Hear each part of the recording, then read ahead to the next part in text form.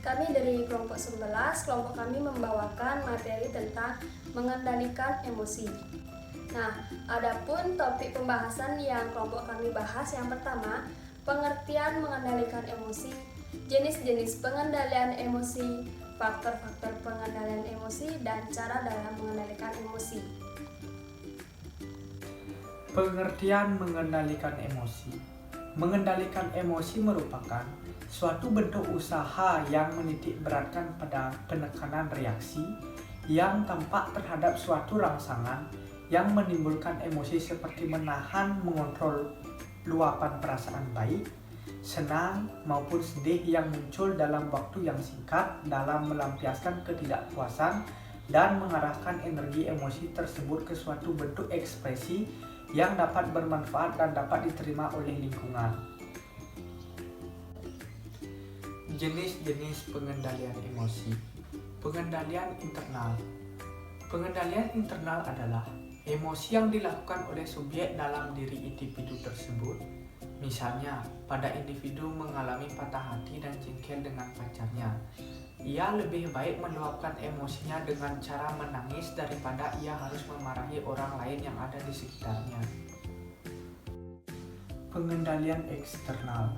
Pengendalian eksternal adalah pengendalian emosi yang dilakukan oleh orang-orang yang berada di lingkungan subjek individu, baik itu di lingkungan keluarga, sekolah, dan tempat terapi untuk mengendalikan emosi subjek individu. Nah, di sini saya akan membahas tentang faktor-faktor pengendalian emosi. Ada beberapa faktor yang mempengaruhi pengendalian emosi menurut Goleman 2006, yaitu kecerdasan emosional. Kecerdasan emosional adalah kemampuan lebih yang dimiliki seseorang dalam memotivasi diri, ketahanan dalam menghadapi kegagalan, mengendalikan emosi dan menunda kepuasan, serta mengatur keadaan jiwa. Dengan kecerdasan emosional tersebut, seseorang dapat menempatkan emosinya pada porsi yang tepat, serta mampu memilah kepuasan dan mengatur suasana hati. Kemudian ada usia. Teori sosiokognitif berpendapat bahwa seiring bertambahnya usia, terjadi peningkatan kemampuan dalam memahami dan mengontrol atau mengendalikan emosi karena pengalaman seseorang dapat mengembangkan kemampuan yang lebih baik untuk memahami, mengantisipasi, dan bereaksi terhadap respon emosional orang lain.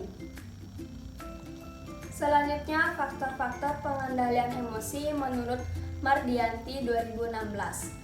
Pada setiap individu dipengaruhi oleh berbagai faktor, yaitu faktor lingkungan. Faktor lingkungan yang dimaksud adalah lingkungan tempat seseorang berada, termasuk lingkungan keluarga, panti, dan masyarakat, keharmonisan keluarga, kenyamanan di sekitar tempat tinggal, dan kondisi masyarakat yang kondusif akan sangat mempengaruhi perkembangan emosional. Kemudian ada faktor pengalaman. Pengalaman yang dialami oleh seseorang atau individu selama hidupnya akan mempengaruhi emosinya.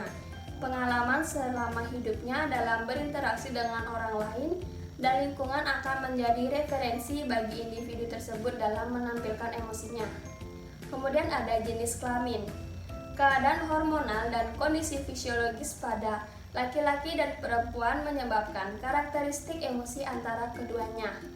Laki-laki lebih tinggi daripada perempuan dan perempuan lebih bersifat emosionalitas daripada laki-laki karena perempuan memiliki kondisi emosi didasarkan peran sosial yang diberikan oleh masyarakat sesuai jenis kelaminnya, sehingga hal ini menyebabkan timbulnya kecemasan dalam dirinya karena perbedaan emosional antara pria dan wanita berbeda.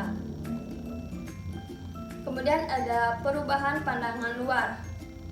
Perubahan pandangan luar dapat menimbulkan konflik dalam emosi seseorang, seperti tidak konsistennya sikap dunia luar terhadap pribadi seseorang. Membeda-bedakan wanita dan pria di dunia luar memanfaatkan kondisi ketidakstabilan seseorang untuk pengaruh yang negatif. Berdasarkan pendapat di atas, dapat disimpulkan bahwa ada faktor yang dapat mempengaruhi pengendalian emosi, yaitu faktor kecerdasan emosional, faktor lingkungan, faktor pengalaman, jenis kelamin, usia, dan perubahan pandangan luar. Cara mengendalikan emosi. Cara pengendalian emosi yang dapat dilakukan oleh seseorang ketika menghadapi situasi emosi. Yang pertama, pengalihan atau displacement. Pengalihan merupakan suatu cara mengalihkan atau menyalurkan ketegangan emosi pada objek lain. Kemudian penyesuaian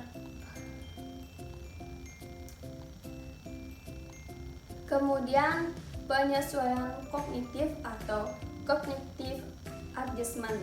Landasan teori penyesuaian kognitif adalah realitas bahwa kognisi seseorang sangat mempengaruhi sikap dan perilakunya.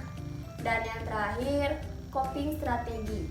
Coping dimaknai sebagai tindakan seseorang dalam menanggulangi, menerima atau menguasai suatu kondisi yang tidak diharapkan atau masalah yang ada. Nah, kesimpulan yang dapat saya sampaikan, mengendalikan emosi merupakan suatu bentuk usaha yang menitik beratkan pada penekanan reaksi yang tampak terhadap suatu rangsangan yang menimbulkan emosi seperti menahan, mengontrol luapan perasaan baik, senang maupun sedih yang muncul dalam waktu yang singkat, dalam melampiaskan ketidakpuasan dan mengarahkan energi emosi tersebut ke suatu bentuk ekspresi yang bermanfaat dan dapat diterima oleh lingkungan. Di dalam mengendalikan emosi ada beberapa faktor jenis.